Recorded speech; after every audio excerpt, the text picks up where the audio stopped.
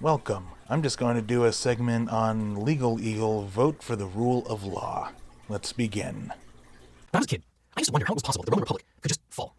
The Roman Republic and Roman Empire stood for hundreds of years, and yet it all came crashing down. My history teacher would say the barbarians invaded, but in truth, it collapsed from the inside out. Because when Caesar crossed the Rubicon, it was clear. The rule of law didn't matter anymore.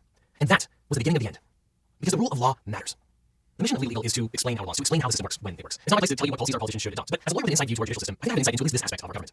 Okay, for just right now, this is just a full minute of political fluff. There is nothing of substance or anything worth talking about here. And over the last 4 years, one thing has become clear. President Trump doesn't care about the law. He's ignorant of the law and actively subverts the law. He's done a really good job at not breaking the law. I mean, if you really want to go into it, yeah, you can indict a sitting president, but you can impeach them, which was tried and it failed. They couldn't get anything on him. They didn't bring anything up of anything that you have suggested. And he does know the law, very much so. He also has a bunch of really good lawyers. But again, this is all political fluff. There's nothing to really argue here. He uses the law for his own gain. Okay, that is not wrong, nor is it illegal. We do it all the time for everything. Anywhere from self-defense, fishing licenses, buying a car. We all use the laws to our advantage. And you're a lawyer. You do that. That's a lawyer's job. There's literally nothing here of substance. And he breaks the law when it stands in his way. I hope you have some evidence for that. I've already watched the video and there's not much. If you care about the rule of law in America, you cannot, in good conscience, vote for Donald Trump. Trump is the law and order candidate. This should be your ending statement, not this. You haven't even presented any evidence yet. Let's hope you do. And the reason why Trump is the law and order candidate is he's against Antifa, against crime, which Antifa is known for doing. He even stated, I think he even put a law in saying that the Ku Klux Klan is a terrorist organization. And Biden is pro-Antifa. He might maybe have said something about them, but it was more directed at crimes and not actually Antifa. This video is not about politics per se. It's not about liking or disliking the legislation that President Trump has signed. It's not about liking or disliking the way he has handled the COVID-19 epidemic, nor is it about liking or disliking the judges that he has appointed. So far, it is about politics. Again, more political fluff. There's nothing here. This video is about the rule of law. It's about legal equity and legal equality, and it's about justice. And I guess when the Scientific American breaks with 175 years of tradition to endorse a presidential candidate, I guess no one, including the lawyers, can stand idly by on the sideline. Yeah, they do it for political reasons. If you actually look at the article, it's about COVID deaths and not listening to scientists when he literally listened to scientists. He listened to Fauci, he listened to Dr. Birx. He tried to calm people down because I don't know if you remember, but we ran out of toilet paper, food. We ran out of a lot of things because people panicked. That's what panic does. It harms and kills people. That's what he was trying to avoid. And the news riled people up. So the points of your last point is a lie because that's what the Scientific American is doing. While Trump actually tried to do something January 31st, it was still March before Biden even thought of doing anything. And then we need to talk about the social ramifications. I mean, that's a huge topic in itself. Suicide, drinking, alcoholism, abuse, death from things other than COVID. And even the CDC says the lockdowns are bad. And it is a last resort. We should not be in lockdown right now per the CDC. The science! So for the first and hopefully only time, Legal Eagle endorses a presidential candidate. Legal Eagle endorses Joe Biden for president. He is the only candidate that has any hope of upholding the rule of law in this country. How? Tell me how. In any way, shape, or form is he rule and law? Or rule of law? He's as corrupt can be. He's on par with Hillary. You know, like the laptop scandal. Taking money from China. What was it, 10% of everything that Hunter got? And it's being held for him? Everything with the impeachment? All of the things with Obama? The wiretapping? And Hunter is a hugely different story that still pertains to him, but we're not going to go over that. And let's go over Biden and Burisma getting the Ukraine prosecutor fired. He bragged about it while his son was being investigated. You think that's the rule of law? Biden is so much worse than Trump could ever want to be. Why? Because President Donald Trump is a criminal. We know this to an almost certainty. There's so much evidence hiding in plain sight that is actually sometimes hard to remember everything that he's done. Why am I voting for Biden? Because Trump's a criminal. And until now, there's been no substance. But also, Biden is a criminal, and there has been no... You say there's proof, so we should be able to sue Donald Trump at this point. But the Steele dossier was fake. The Mueller probe did nothing. But before we vote in November, let's at least try. I mean, I've waited this long, man. You might recall that President Trump is actually unindicted co-conspirator individual number 1 to the conspiracy Michael Cohen has already pleaded guilty to regarding the illegal hush money payments to porn stars. Michael Cohen, the president's former attorney, pleaded guilty to 8 criminal charges. 5 counts of tax evasion, 1 count of making false statements to a financial institution, 1 count of willfully causing an unlawful corporate contribution. Just so we get over it, none of those have anything to do with Trump. And 1 count of making an excessive campaign contribution at the request of President Trump for the principal purpose of influencing the election. Do we need to talk about the fact that Cohen accepted a plea deal for the information? Whether or not it was truthful is another thing. You can rat people out without it actually happening. I actually think that happens a lot. Yeah, I'll take a plea deal. I'll say whatever you want me to. Even if they did nothing wrong. I have a lot of friends who have had that happen. But again, he is a known liar, admitted liar. He lies a lot. He is anti-Trump, and he's a Democrat. And an unindicted co-conspirator. We still don't even have proof that it happened. And okay, let's say it did happen. It's an FEC violation, which is a fine. There's really nothing here of substance. And again, it has nothing to do with Trump himself. And it wasn't to influence the election. He also said something about golden showers in a sex club and cheated in an election with Russian help.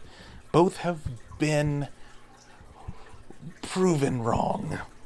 And if we just want to talk about the principal purpose of influencing the 2016 presidential election, all it really is I'm not a whore. That's it. That influences everything. And that's just a summary of it. So we still don't even have proof that Cohen is telling the truth, because he is an admitted liar. And he's also trying to profit off of making a book out of it. Michael Cohen went to jail for those crimes and committed those crimes at the direction of the president. There's no actual proof. But now President Trump did not go to jail. Because the one thing he might have even done was an FEC violation, which does not land jail time. Just a fine. He stayed in office, but that doesn't make him any less guilty than the people that he directed. Again, you've proven nothing so far. And after President Trump stayed in office, he tried to use $400 million in taxpayer funds allocated for the defense of Ukraine to fabricate dirt on his political opponent. That's not what happened at all. This was about Burisma, the thing that has already been proven to have happened. There was no fabrication. He wanted to have the Ukraine look into it, which, as we know, was totally and utterly justified. And if you didn't notice, the Trump administration did this. They unclassified it because it didn't show Trump doing anything. And what you don't go through is that he tried. He never attempted to do it. Because Zelensky was completely on board with doing it already. Because there was already proof that the Bidens were corrupt. Why are you leaving the very important things out? Because it sounds like you're lying. Effectively, the president tried to blackmail a strategic partner using taxpayer funds into soliciting a bribe for his own benefit. But see, as you've admitted, it didn't happen. And not for nothing, to try and create exactly the kind of narrative that he was able to use in 2016 against his former opponent. It was beautiful. It was just a perfect conversation. Yeah, it was the perfect conversation because nothing happened. It went exactly according to plan. After the scheme was discovered, the president then punished the whistleblowers who brought it to the public's attention. Good, because he was a liar too. Apart from the illegality, this is the kind of malfeasance that goes straight to the heart of our democracy. What Trump did was not illegal. This is about interfering with the voter's choice. This is about creating black propaganda for one's own benefit. You mean like Biden and Obama did with the Russian scandal for 3 years? The Mueller probe, the Steele dossier? This isn't whataboutism. It just didn't happen, man. And this is about using the funds, the mighty forces of the United States, for one's own personal benefit. No, it's not. It's about corruption and figuring it out. And you might recall that the Watergate break-in occurred because President Nixon wanted an election advantage. Do not forget that President Trump was impeached. However, he was not removed. Yeah, because he was impeached for non-crimes. All the things that he has been accused of were not crimes. Nor was it warranted that they even happened. Impeachment just means a trial. That's all it means. He went to trial. He got impeached. He wasn't removed because there wasn't any evidence against him, which was, I think, the House's job. And they didn't bring any evidence. And then they tried to do it at the Senate hearing, and they still didn't have anything. They tried to bring in extra evidence, but it was denied because it was something that should have been done in the House. They just full-throttled and just shot forward without thinking anything through. But that doesn't mean that his actions were neither impeachable nor illegal. It means that certain political figures made a political decision to allow him to stay. His crimes could have been illegal. 1, if he committed them, and 2, if they were actually illegal. But it had nothing to do with politics. It had something to do with ding ding ding, the rule of law. And his actions were impeachable. It did warrant an investigation. But that's it. Just because you're impeached doesn't mean you actually did something. And just because you were impeached doesn't mean you did something that's impeachable or illegal. And if our political leaders don't have the stones to do anything about it and would rather we just forgot the whole affair, it's our job to remember when we vote. And take time to remember what I have told you. That Legal Eagle has presented nothing of illegality. And he just wants politicians to indict and get people thrown away for literally no reason. That they need stones to do something, even though there's really nothing here that he has presented. And we've been lucky that much of the president's illegality has been boneheaded and incompetent. I'll give you that, as in, not existent. But we might not be so lucky next time. And that's how we bungled our way into the scandal of the Trump administration, when the president started to politicize the entire enforcement wing of the executive branch, when the president fired the director of the FBI, specifically because he was investigating the president's ties to Russia. Trump is not the one who did that. Comey is the one who politicized it, especially with the fabricated Steele dossier. He said he was ignorant to the fact that it was unreliable and based on rumors. Comey needed to go. He was completely unreliable in every sense of the word. And you have no proof that he specifically fired Comey because of the president's ties to Russia. There's no proof. The only thing that's close to proof is 2 months after he confirmed a congressional hearing. And everyone around Trump is saying he acted based on clear recommendations of both Deputy Attorney General Rod Rosenstein and Jeff Sessions, and that firing him is restoring public confidence in the FBI. Then the president told the Russians in a secret Oval Office meeting, "I faced great pressure because of Russia. That's taken off." And then the president admitted to the entire thing to Lester Holt on national television. When I decided to just do it, I said to myself, I said, this Russia thing with Trump and Russia is a made-up story. It's an excuse by the Democrats for having lost an election that they should have won. Yes, firing Comey did help Trump, and it took pressure off of Russia because Russia was a hoax. None of this is illegal or immoral. You haven't proven anything yet. And then, as we know from the Mueller report, there was an entire scheme to cover all of this up. The Mueller report is practically a flashing red siren that says that the president and his accomplices engaged in an obstruction of justice on par or worse than the Watergate scandal. Mueller, however, refrained from recommending prosecution, saying that there were difficult legal issues that would need to be resolved in order to reach a conclusion that the crime of obstruction of justice was committed by Trump. He left it to the House and Senate to deal with it. So 3 years, and they could not find anything. So again, you're lying. And yet, for prudential reasons, they decided not to refer it for prosecution, hoping that the legislative branch would do something about it. And of course, unfortunately, they did not. Yeah. They couldn't do anything because nothing was there. He was clean. But that doesn't change the impropriety of the underlying conduct.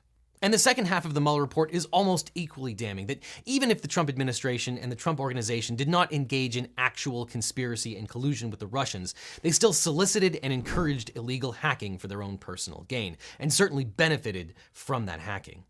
There was no solicitation, there was no quid pro quo. Now, if we want to talk about Joe doing that, that's a different story. Trump did not solicit anything that was relating to hackers. And the solicitation was just Trump making a joke about the 30,000 deleted emails that Clinton lost. And here's the actual audio. Russia, if you're listening, I hope you're able to find the 30,000 emails that are missing. I think you will probably be rewarded mightily by our press. Okay. So, yeah, he didn't solicit anything. One, it was more of a joke because I'm sure the Russian hackers can find the 30,000 emails that Hillary lost. But yeah, the media would love it, would have loved it, because that gives them money. It gives the press money.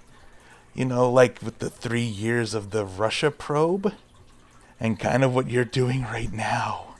And then, of course, there's a whole raft of pettier but equally damning malfeasance. For example, the president's solicitation of emoluments. Now, granted, there are open questions about the limits of the emoluments clause in the Constitution, but it's clear that the president has more conflicts of interest than any president in history.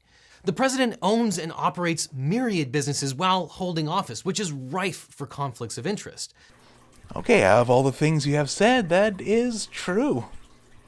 He has a lot of conflicts of interest, but so does Joe Biden, and Obama, and Clinton. So there's really not anything here, but I will give you 1 point. Hundreds of thousands of dollars have been spent by the US military under extraordinarily suspicious circumstances at the Trump Turnberry Golf Resort. Okay, I'll give you point 2, but it is helping us save money. Because having to pay other people an exorbitant amount of money that would cost much more than what he's saving. And he should be criticized for that. Trump, don't do that. That's dumb. Good thing you pointed that out. Thank you. But that won't stop me from voting for him. And failing to divest himself has left himself open to bribes from every visiting politician in D.C., who love to brag about staying in the Trump D.C. hotel. Those aren't bribes. It's just like any fundraising, any kind of, what is it, $5,000 per head dinner that Obama kept putting on? It's really not illegal, nor is it immoral. But most importantly, it's not bribes. And from every foreign business partner, including China, where the president holds an undisclosed bank account. I'll give you your 3rd point, but this really isn't a point. Because he does business in China, so why would he not have a bank account in China? Maybe the problem is it's undisclosed, but do we really need to know this? This is a non-issue. So I think, that's 3 points you've gotten? And like you said, they're extremely minor. They're just nothings. Potentially to hide foreign corrupt practices. Oh, potentially. No proof. Can you imagine if I had a secret Chinese bank account when I was running for re-election? You think Fox News might have been a little concerned about that? Whataboutism failure. I don't care what Fox News would have said about you. You can have a Chinese bank account if you want to, but I don't think you're doing a lot of business in China. The president has asked his attorney general to interfere with the prosecution of Trump loyalists. You haven't given us any proof to that at all. The president has gassed protesters exercising their First Amendment rights to get a photo op in Lafayette Square. No, he didn't. That was a fabricated lie. While it is true that they were gassed, they were tear gassed away, it was not for a photo op. It's because the house of worship he went to was burned down. They were told to leave because they weren't supposed to be there anymore. And then they were pushed back. And then tear gas. I thought you were going for the rule of law. Strange. The president has sent federal troops into cities on a whim. Yeah, to protect federal land, which was attempted to being burned. And it actually turns out it was really effective. Not illegal, nor is it immoral. He's turned the government into his own personal campaign and fails to punish government employees who violate the Hatch Act. And again, this goes to the heart of the democracy. I'll kind of give you that. But it also happened under Obama, Clinton. It happens a lot, and it's not that big of a deal. It's barely ever used. The law which prohibits federal employees from engaging in political activities while on the job has rarely led to the firing of political appointees. This is a nothing burger. And it's not even Trump who does it. Trump has no ability to do it. It is the special counsel that does it. Incumbents get a huge advantage by operating the levers of the government. And he seems to operate the entire US government as his own personal re-election campaign. If by that you mean he does what the people want him to and was voted in to do? Yeah. Which is probably good because the last 3 campaign heads that he's had are actual convicted felons, or in the case of Brad Parscale, are about to be felons. Okay, I'll give you a point for that one. What are we at, 4 now? Yeah, he made some bad decisions. But being human isn't inherently evil. Now is it? The president has almost surely engaged in manifest tax evasion. If you're talking about the $750 he spent on taxes, that was after he paid millions upon millions of dollars in taxes. And then he overpaid. That's just saying he paid $1 in taxes. Well, yeah, that's right. He also paid 2, 3, 4, 5. 9 times 9 is at least 45. He likes to pardon and commute the sentences of his cronies who have engaged in real illegality, obstruction of justice, and lying to the government. I'm just gonna give you a point for that, so we're at 5.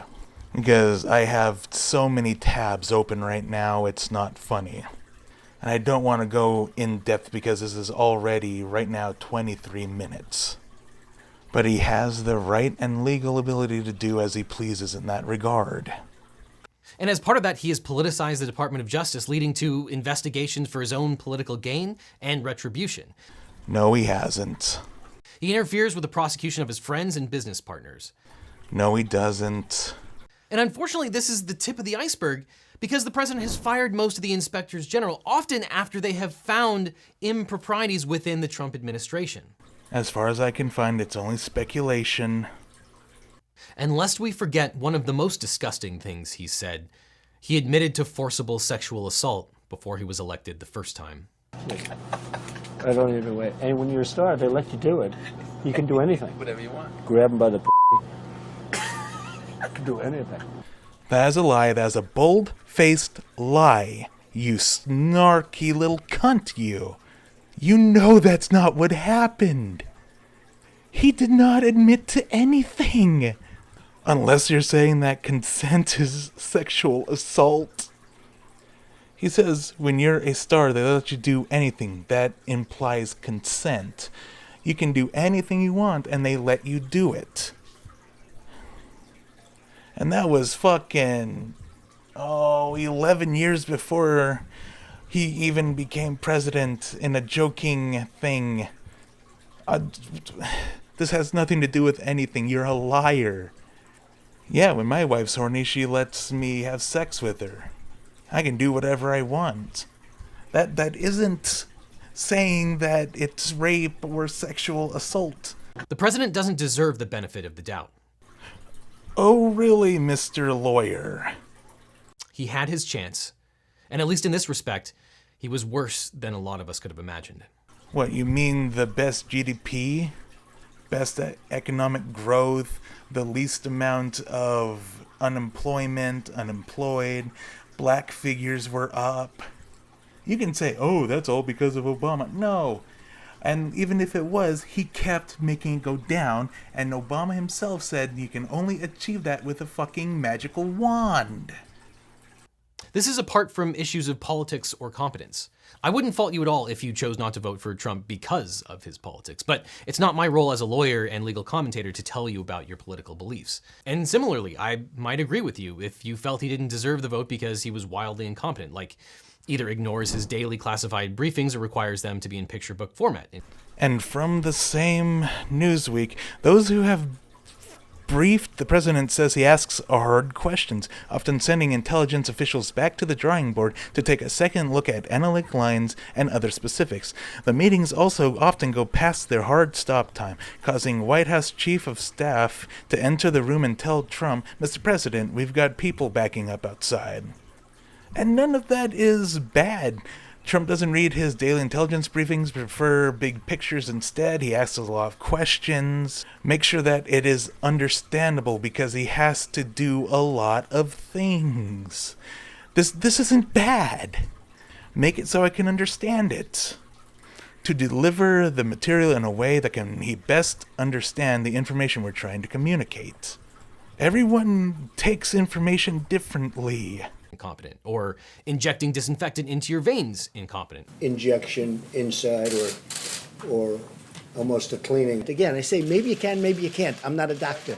But I'm like a person that has a good you-know-what. Out of context lies. And there has been testing for disinfectants, not bleach. And he also said stuff about light. There's actually a study in Cedars-Sinai in California where they are taking an ultraviolet light tube and they're bringing the light inside the lungs, lighting it to help kill the virus when talking about COVID-19. And with the disinfectants, it is a hydrogen peroxide therapy. Intravenous hydroxide peroxide therapy, aka hydrogen peroxide injection, or sometimes referred to as hydrogen peroxide drip or H2O2 IV therapy, is an alternative health therapy with a large number of devoted adherents. Advocates of this therapy claim they're injecting 3. Now, it is being looked into, or it was being looked into, as a help or cure for COVID-19. It can also... Okay. Dr. Thomas Levy, he said people can utilize hydrogen peroxide using its aerosolized form in a standard nebulizer. It's not stupid. It's not horrific. It is a therapy that is being tried. He never said bleach. He never said Lysol. He said doctors are looking into it. You disingenuous hack. Or, like, staring into a solar eclipse, incompetent. There's nothing wrong with staring into a solar eclipse, in as you won't go blind immediately. The solar eclipse makes it so that you can stare into the sun, and it doesn't hurt. You can still go blind, but you can literally look into the sun right now for like 5-10 seconds. A lot less long than Trump did. He just kind of looked at it for like 2 or 3 seconds. Looking at it again, 2 seconds. The only real difference from what I've read from looking into a solar eclipse and the sun is just the pain associated with it. And that's just simplifying it. It's not incompetence. At this point, you are incompetent.